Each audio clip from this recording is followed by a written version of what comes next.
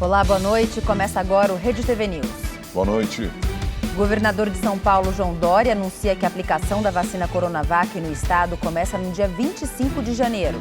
E a Anvisa afirma que ainda faltam vários passos para a aprovação do imunizante contra a Covid-19. O governador de São Paulo, João Dória, do PSDB, anunciou hoje o plano de vacinação estadual contra o novo coronavírus. O objetivo é começar a imunização no dia 25 de janeiro do ano que vem. Mas antes, a vacina precisa ser aprovada pela Agência Nacional de Vigilância Sanitária, a Anvisa. A aprovação deve chegar em breve. Esse é o objetivo do governo do estado, que pretende enviar à Anvisa o relatório com as informações sobre os testes da Coronavac até o fim dessa semana. Estudos da fase 1 e 2, com mais de 50 mil voluntários, demonstraram que mais de 94% dos participantes não apresentaram efeitos colaterais. O governo também anunciou que a vacina produziu resposta imune em 97% dos casos. Segundo o cronograma anunciado pelo governo, a primeira fase do plano de vacinação terá início com os trabalhadores da saúde, indígenas e quilombolas. Depois receberão a vacina os idosos com 75 anos ou mais. Em seguida, as pessoas entre 70 e 74 anos. Depois, com 65 a 69. E, por último, idosos entre 60 e 64 anos. Essa primeira fase pretende imunizar 9 milhões de pessoas. O governo do estado de São Paulo vai disponibilizar para outros estados do Brasil um total de 4 milhões de doses da vacina Coronavac a partir do dia 25 de janeiro, aos estados, evidentemente, que solicitarem a vacina. O critério utilizado para a escolha do público-alvo dessa primeira fase foi a incidência de óbitos. Segundo o governo, mais de 77% das mortes causadas pelo novo coronavírus em todo o estado são pessoas com mais de 60 anos. Atualmente, o estado de São Paulo conta com cerca de 5 mil postos de vacinação. A ideia é ampliar para 10 mil, entre o uso de escolas, quartéis, farmácias e outros. O custo estimado da logística do programa é de 100 milhões de reais. São Paulo continua na quarentena e o retorno à normalidade só ocorrerá com a vacinação da população. Só assim que impediremos que centenas de vidas sejam ceifadas a cada dia. A Coronavac é produzida pelo Instituto Butantan em parceria com a farmacêutica chinesa Sinovac. A China já começou o plano de imunização. Os próximos países serão Turquia e Indonésia. No Brasil, 8 estados também pretendem utilizar a Coronavac. Sobre a possibilidade de um turismo de vacina, ou seja, pessoas de outros estados que possam vir a São Paulo se vacinar, Dória disse que qualquer brasileiro em solo paulista vai ser vacinado. Todo e qualquer brasileiro que estiver em solo do estado de São Paulo e pedir a vacina, receberá a vacina gratuitamente. Ele não precisará comprovar residência em São Paulo. Nós fazemos parte do Brasil, respeitamos todos os brasileiros e aqui vacinaremos todos que precisarem ser vacinados.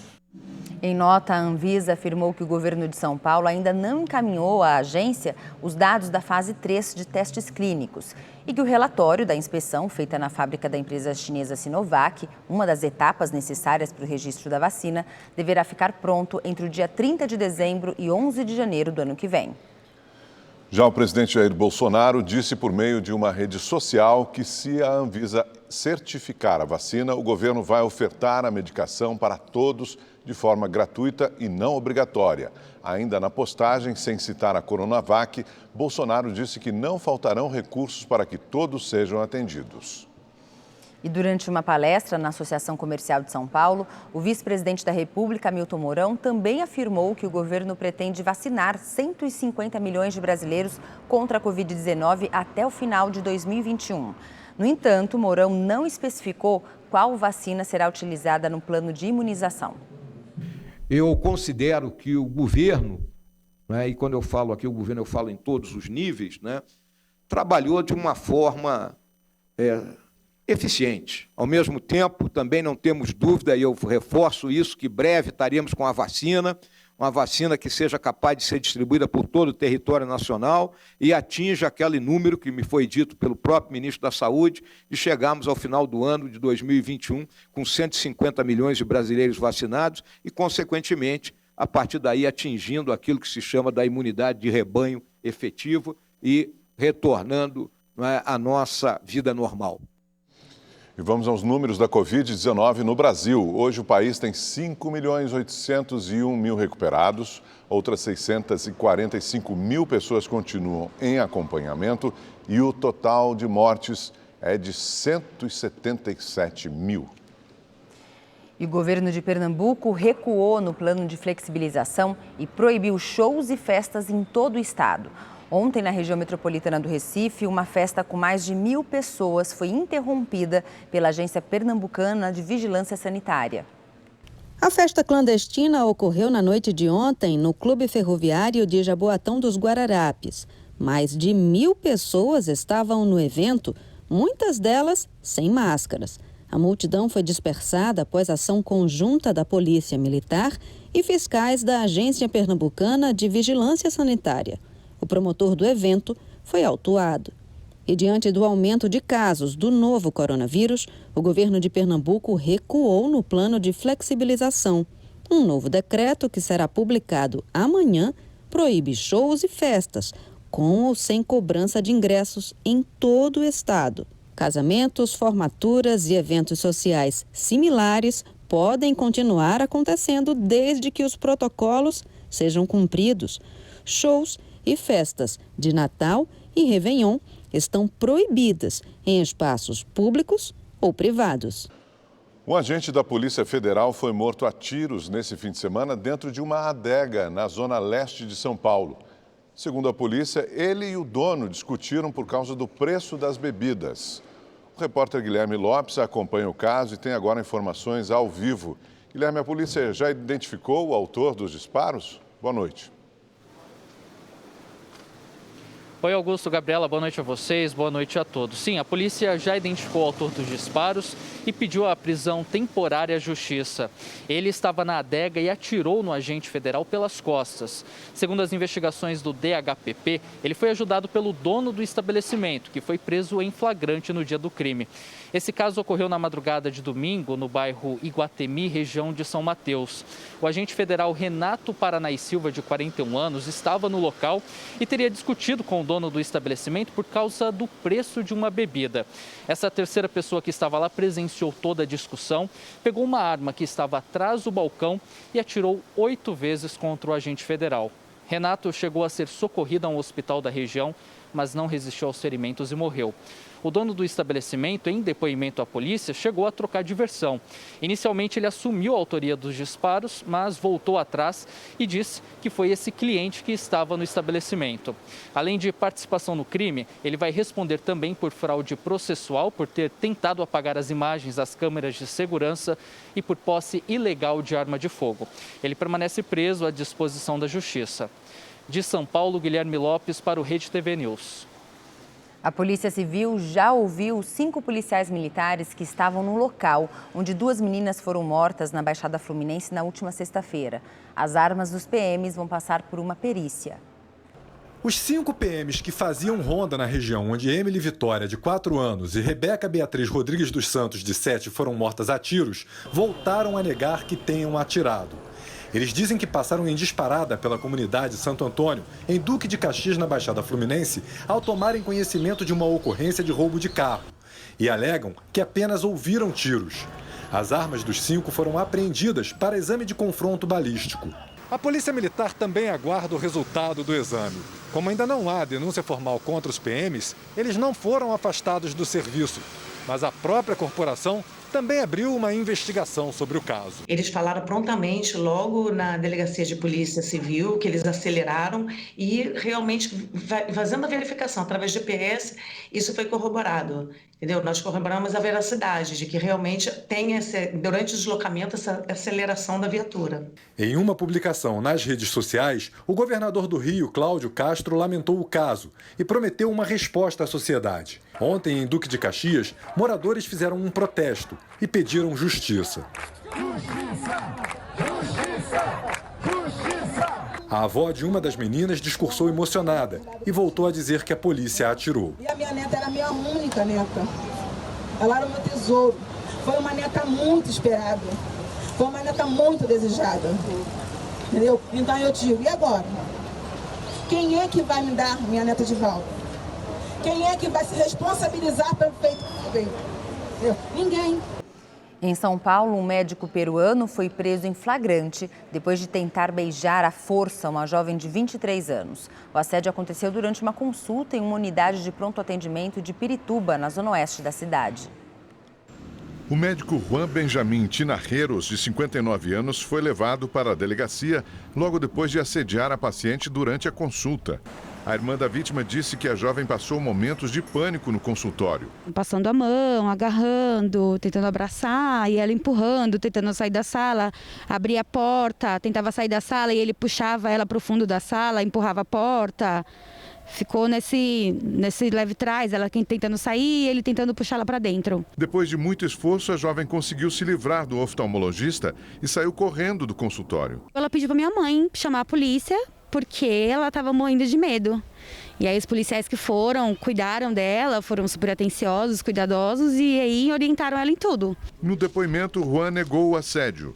A delegada do caso disse que podem surgir novas denúncias contra ele. Com a visualização, com a divulgação da imprensa, talvez alguma vítima se sinta confortável, né, de ter confiança no trabalho policial, né, para que a gente possa investigar, né, e apurar os fatos em sede de investigação policial. O médico vai responder por importunação sexual, com pena que varia de 1 a 5 anos de prisão. Em nota, a Secretaria Municipal de Saúde informou que ele foi afastado de suas funções e será desligado do quadro de funcionários da Associação Paulista para o Desenvolvimento da Medicina. O motorista do ônibus que caiu de uma ponte em Minas Gerais, deixando 19 mortos, se apresentou hoje à polícia. Em Belo Horizonte, familiares das vítimas acompanharam a liberação dos corpos. 2 aeronaves cedidas pela Força Aérea Brasileira pousaram durante a manhã no aeroporto de Belo Horizonte. A emoção tomou conta dos parentes que acompanharam o embarque dos corpos, que serão enterrados na cidade de Mata Grande, no interior de Alagoas. Outras 4 vítimas vão ser enterradas em São Paulo. 19 pessoas morreram na queda do ônibus, que despencou de uma altura de 35 metros na última sexta-feira. O acidente foi na BR-381, em João Monlevade. 10 passageiros que ficaram feridos continuam internados em hospitais. O motorista do ônibus, que conseguiu pular do veículo antes da queda e que estava desaparecido, se apresentou hoje à polícia. Luiz Viana de Lima estava acompanhado de uma representante da empresa de turismo proprietária do ônibus. O motorista foi liberado e o conteúdo do depoimento não foi revelado. Foram ouvidas 15 pessoas entre testemunhas e vítimas do acidente. E as investigações elas estão em curso para conclusão rápida e precisa desse acidente, né? As perícias complementares no ônibus elas estão em curso. E por causa da pandemia, as multas pararam de chegar e quem precisava renovar a CNH não conseguiu. Entenda na reportagem de Murilo Rincon como vão funcionar as entregas, as notificações das multas de 2020 e os novos prazos para a renovação da CNH. Desde o início do mês, motoristas de todo o país voltaram a receber normalmente as multas de trânsito. O envio das autuações estava suspenso desde março, por conta da pandemia do coronavírus. Mas o Conselho Nacional de Trânsito, o CONTRAN, autorizou a retomada do serviço, o que pegou muita gente de surpresa. A gente está meio sem saber o que está acontecendo. Sabendo disso agora, que vai começar a chegar a multa, te preocupa ou não? Tá tranquilo? Preocupa porque a gente não sabia, né, o que estava acontecendo ou não. Tive cuidado, a gente não saiu tanto, mas assim, às vezes acaba passando, esqueci muito rodízio, porque você perde a noção de dia, então teve um dia que eu acho que eu tomei uma multa de rodízio, então agora estou esperando. O prazo para a expedição das notificações de autuação das infrações cometidas entre 26 de fevereiro e 30 de novembro deste ano deverá seguir um cronograma de 10 meses, contados a partir da data que a infração foi cometida. Por exemplo, infrações que aconteceram em fevereiro e março de 2020 deverão ter as notificações de autuação enviadas até janeiro de 2021. Para infrações praticadas em abril deste ano, as notificações serão enviadas em fevereiro de 2021 e assim sucessivamente. Ou seja, a notificação deve chegar sempre 10 meses depois da data da infração, até setembro de 2021. A retomada do envio de multas a partir deste mês foi apenas um dos serviços que voltaram a funcionar com o novo decreto do CONTRAN. Aqueles que estão com a CNH vencida, por exemplo, deverão regularizar a situação a partir de 1º de janeiro de 2021, de acordo com o mês que a carteira perdeu a validade. Para as CNHs vencidas, a renovação poderá ser feita dentro do prazo de 12 meses a partir do vencimento. Por exemplo, CNHs vencidas em janeiro de 2020 poderão ser renovadas até dia 31 de janeiro de 2021, enquanto que os documentos vencidos em fevereiro de 2020 deverão ser renovados entre 1º e 28 de fevereiro de 2021, e assim sucessivamente, até o dia 31 de dezembro de 2021. O cidadão marca diretamente com o médico, é feita a perícia, e no lançamento, no ato de lançamento do resultado do exame, ele faz o reuso da biometria e ali ele consegue renovar a sua CNH e já consegue baixar no seu dispositivo a CNH digital. Outro serviço que foi retomado e deve ser feito o quanto antes é o de transferência veicular. No estado de São Paulo, proprietários de veículos adquiridos de 19 de fevereiro deste ano até 30 de novembro terão só até o dia 31 deste mês para efetivar a transferência do veículo. O ex-deputado federal e ex-secretário estadual de Transporte do Rio de Janeiro, Júlio Lopes, foi alvo de mais uma etapa da Operação Lava Jato. Ao todo, foram cumpridos 7 mandados de busca e apreensão em endereços ligados a Júlio Lopes. O ex-secretário estadual de Transportes comandou a pasta entre 2010 e 2014, na gestão do ex-governador Sérgio Cabral. Os policiais também estiveram no escritório de advocacia de João Maurício Ottoni Pinho, ligado a Lopes. A operação de hoje é um desdobramento de outras 3 fases da Lava Jato, realizadas em 2017.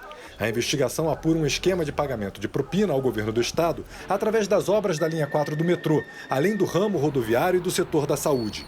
Lopes já foi denunciado pela Procuradoria-Geral da República por receber vantagens indevidas enquanto era secretário de Transportes e no período em que foi deputado federal, entre 2016 e 2017. Os investigados podem responder por corrupção, lavagem de dinheiro e organização criminosa.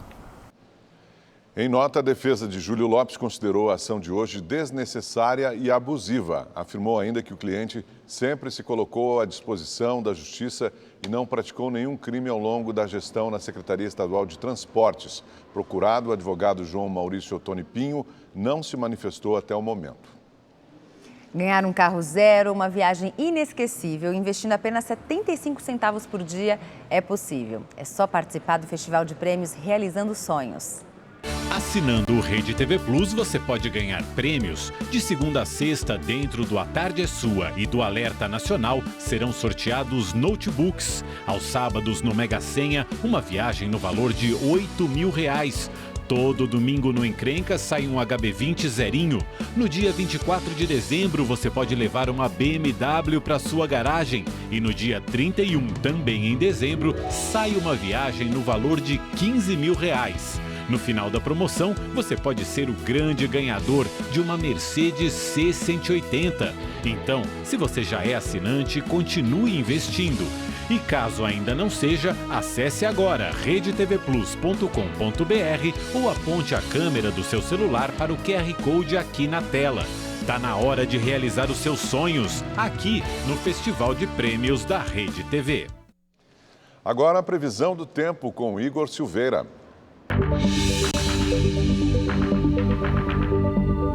Olá, boa noite. A terça-feira será chuvosa na região norte, no centro-oeste e também no sudeste, por causa da atuação de uma zona de convergência do Atlântico Sul, o que é comum nessa época do ano. E essa chuvarada pode vir acompanhada de trovoadas e rajadas de vento e tem variação na temperatura. Mínima de 15 graus amanhã em São Paulo, 20 graus no Rio de Janeiro, 19 graus em Belo Horizonte e 20 graus no Espírito Santo. Na região sul, os temporais atingem partes do Paraná e de Santa Catarina e também do Rio Grande do Sul. Na região norte, a chuva continua e ela vem acompanhada de trovoadas e rajadas de vento. Já no interior nordestino, o dia será claro, quente e com baixa umidade relativa do ar. Em Salvador, a máxima pode atingir os 32 graus.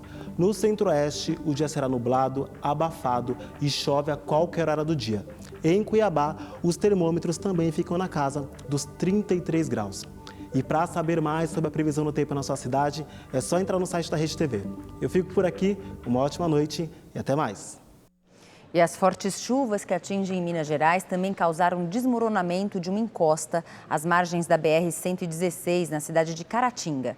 O terreno já passava por uma obra de contenção, mas não resistiu a uma infiltração e desabou no início da madrugada de hoje. A garagem de um prédio que fica na parte alta veio abaixo e vários carros ficaram soterrados. Por medida de segurança, os moradores vizinhos foram orientados a saírem de casa. Ninguém ficou ferido. E o alerta da Defesa Civil para a possibilidade de temporais na Grande Belo Horizonte tem tirado o sono dos moradores de um condomínio de Betim, na região metropolitana. Parte do prédio está soterrada desde janeiro. Há quase um ano, a vista que a Ana Paula tem da janela do apartamento dela é essa. Carros amontoados em meio à lama. Desde janeiro, depois que caiu essa lama, a gente não tem mais sossego, não tem uma noite de sono tranquilo. Quando começa a chover, vamos para a janela, tem essa preocupação, escuta algum barulho, é telha, é lama descendo. Qualquer barulho, um vizinho comunica o outro. É uma forma da gente monitorar a questão do talude. A avalanche de lama foi registrada pelos moradores do condomínio. As imagens são impressionantes. As câmeras de segurança do edifício também registraram o momento que os carros foram arrastados. Desde o dia do deslizamento, o carro do Sérgio está assim, escorado em uma pilastra da garagem. O sentimento é muito ruim, né? É de tristeza mesmo. E de atenção e preocupação.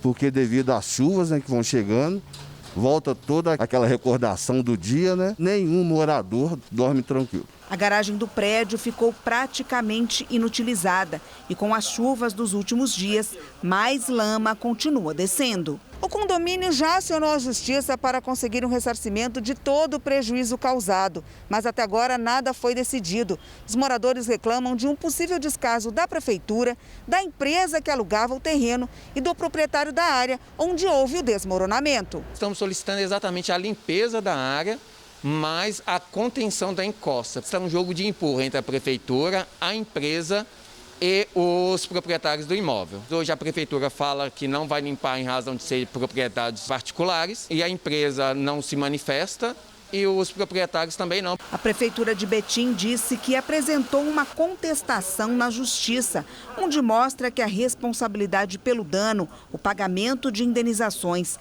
e obras necessárias são da empresa proprietária do terreno. A transportadora Brito da Silva Eireli, que alugava a área, informou que foi impedida pela Justiça de permanecer no local. O dono do terreno não foi localizado. Sem nenhuma solução, resta aos moradores conviver com o risco. Está todo mundo muito nervoso, muito preocupado de saber o que vai fazer e para onde vai e o que vai acontecer com essa confusão toda que está aqui atrás da gente. Membros da União Europeia e outros países, entre eles o Brasil, questionaram hoje as eleições legislativas na Venezuela. Em nota, afirmaram que faltou legalidade, legitimidade e garantias mínimas de um processo democrático.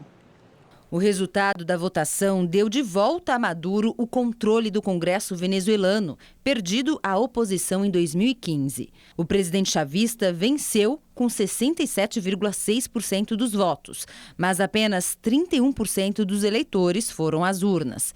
A oposição boicotou massivamente a eleição. O Supremo Tribunal Federal decidiu que não pode haver reeleição dos presidentes da Câmara e do Senado dentro da mesma legislatura. A decisão tira os atuais presidentes Rodrigo Maia e Davi Alcolumbre da disputa do ano que vem e abre uma nova temporada de negociações. O julgamento do STF começou na sexta-feira e, neste domingo, todos os ministros registraram o voto no plenário virtual. Neste modelo, não há discussão entre os magistrados e eles apenas inserem os votos no sistema da Corte. O ministro Gilmar Mendes, que é o relator do processo, votou a favor da possibilidade de reeleição dos presidentes da Câmara e do Senado, ainda que seja dentro da mesma legislatura, que tem duração de 4 anos. Ele foi acompanhado por Dias Toffoli, Alexandre de Moraes e Ricardo Lewandowski.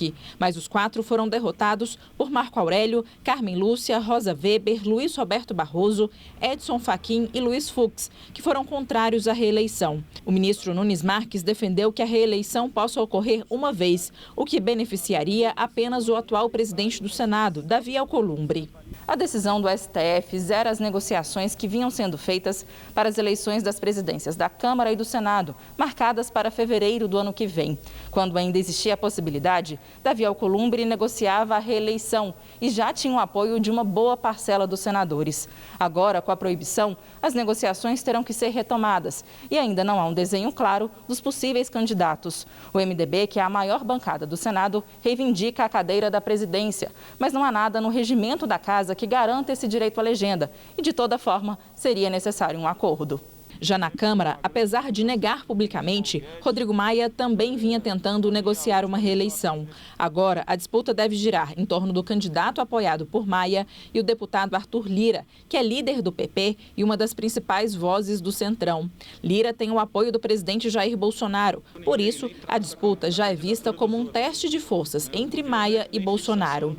Hoje, o presidente da Câmara cobrou que o governo dê andamento a projetos importantes, como a reforma tributária e a regulamentação do teto de gastos. Eu espero que o governo deixe as eleições para fevereiro e nos ajude a construir a votação dos projetos, né?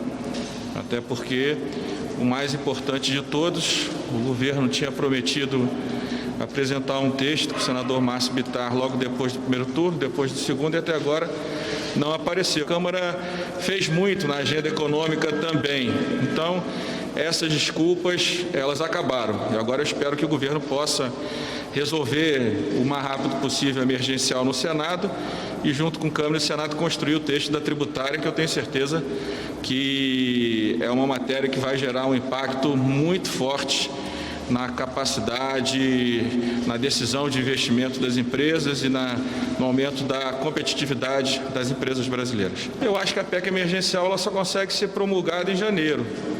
Eu acho que essa é uma questão que deveria interessar o governo também. Entre os nomes que podem ser apoiados por Maia estão Aguinaldo Ribeiro, do PP, Elmar Nascimento, do Democratas, Baleia Rossi, do MDB, Luciano Bivar, do PSL e Marcos Pereira, do Republicanos. O nome encampado por Maia também deve ter o apoio da oposição, que pode não ter candidatura própria. Eu acho que o mais importante é a construção de um movimento, como eu disse,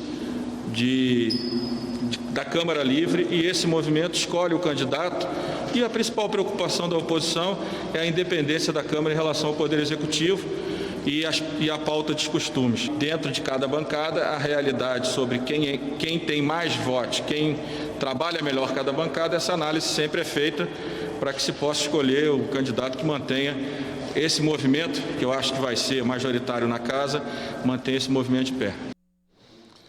O presidente Jair Bolsonaro voltou a defender o voto impresso. Em conversa com apoiadores na saída do Palácio da Alvorada, disse que está negociando o assunto com as lideranças do parlamento. Eu estou conversando com a liderança do parlamento. Quem decide o voto impresso somos nós, executivo, e o parlamento. Certo. Ai, que ótimo. Voto final. E acima de nós, o povo que quer o voto impresso. O ministro do Supremo Tribunal Federal, Alexandre de Moraes, decidiu que o presidente Jair Bolsonaro não pode desistir previamente de prestar depoimento no inquérito que investiga a suposta interferência política na Polícia Federal. Moraes também definiu que cabe ao plenário da Corte definir a forma do interrogatório. No fim de novembro, por meio da Advocacia Geral da União, Bolsonaro disse que optou por não prestar depoimento. A eleição do primeiro turno aconteceu ontem em Macapá. Josiel do DEM, irmão do presidente do Senado, Davi Alcolumbre, teve 29,47% dos votos válidos, enquanto o Dr. Furlan, do Cidadania, registrou 16,03% dos votos. Os dois candidatos vão decidir em segundo turno, no próximo dia 20 de dezembro, quem será o próximo prefeito de Macapá.